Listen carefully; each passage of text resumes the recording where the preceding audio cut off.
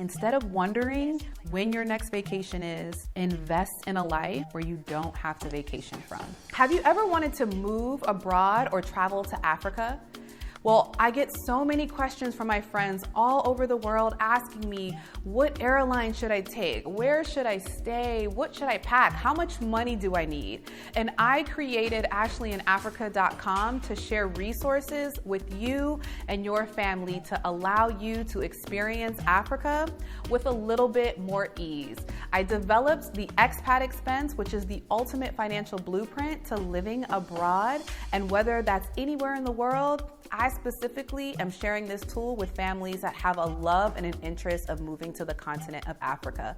I also have some really fun itineraries of my travels with myself and my family to places like Kilimanjaro, Tanzania, Zanzibar, Tanzania, Arusha, Tanzania, and my other favorite countries and cities in South Africa of Durban and Johannesburg.